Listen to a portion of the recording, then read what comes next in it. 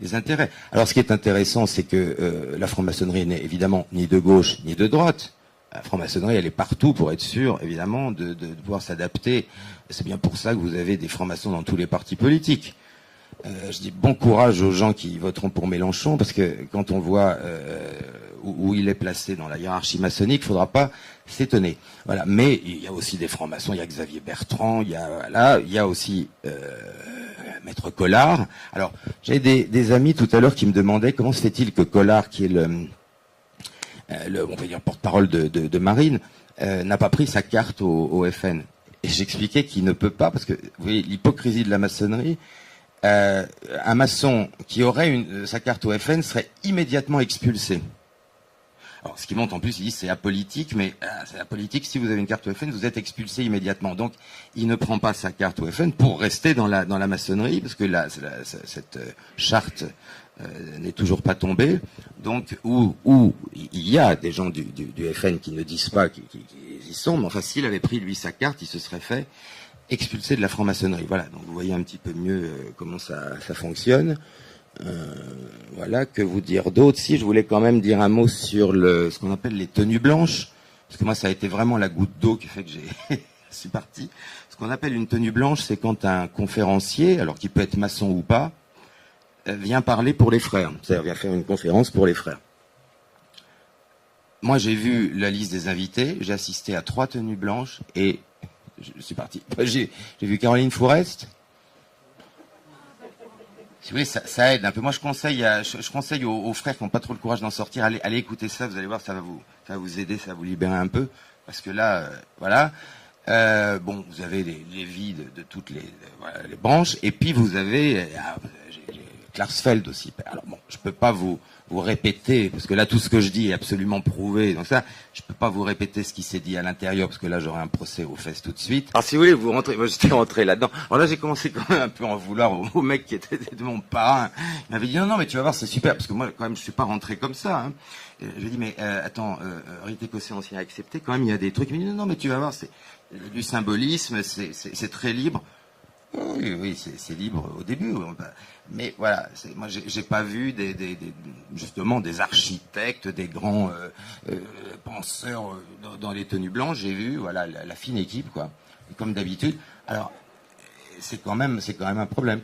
Voilà, donc mais ça il faut attendre pour le voir parce que c'est ce que je dis. D'abord un apprenti peut pas visiter, il faut qu'il soit maître déjà pour pouvoir assister à ces tenues-là. Et même ça dépend à quel degré il est. Enfin tout est fait comme ça. Donc on verra. Moi, ce qui m'étonne encore, c'est que, en fait, c'est marrant parce que vous avez j'ai encore des gens. Bon, évidemment, alors, la plupart des francs-maçons, là, s'ils pouvaient m'étrangler, ils le feraient. Mais j'ai quand même quelques personnes que je connais, des amis artistes, par exemple, qui sont encore dans ce truc-là et qui me disent, des trucs, ils n'en peuvent plus, mais ils sortent pas. Alors parfois, c'est par peur parce qu'ils se disent, pas par peur de se faire tuer, hein, c'est pas ça, mais par peur de se faire par peur de se faire boycotter partout. Mais de plus en plus, il y a un malaise. Je ne sais pas comment ça se terminera, mais moi, j'entends de plus en plus de gens qui me disent « j'en ai marre d'être là-dedans ». Mais je dis « écoute, dégage, sors, vas-y ». Je sais pas. Ou alors, essayer de faire changer ça de l'intérieur. C'est quand même incompréhensible qu'on la boucle à ce point-là et que des frères qui sont scandalisés de la décoration à Belkacem acceptent la boucle. Enfin bon, ça les regarde, mais c'est une structure tellement lourde. Et puis, il faut comprendre qu'il y a aussi il y a des gens qui ont peur d'en sortir, et puis il y a aussi des gens qui préfèrent ne pas trop voir ce qui se passe. Et bon, enfin, disons que l'ambiance est quand même gratinée. Il y avait eu il y a quelques années le grand maître d'une des obédiences les plus pourries, la Grande Loge nationale française. Il s'appelait Stéphanie, le gars.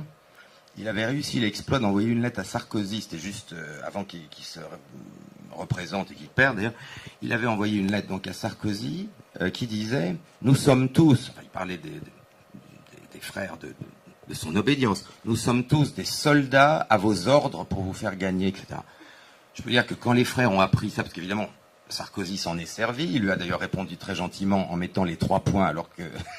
Bref.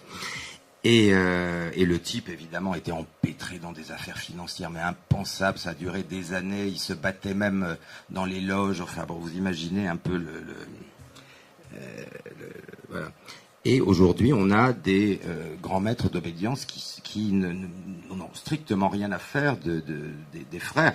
Il faut savoir que quand même, et capitation quand même, capitation, chaque frère, ça va lui coûter quoi, 400 € par an.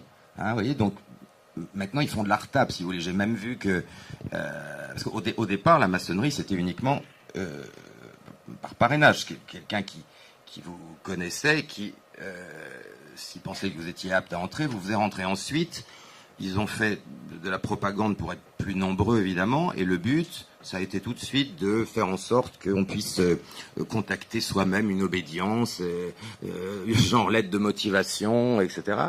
Et puis maintenant, on fait plus fort, puisqu'il y a des jeunes dans les collèges, ou plutôt dans les lycées, qui reçoivent des pubs pour rentrer dans la franc-maçonnerie.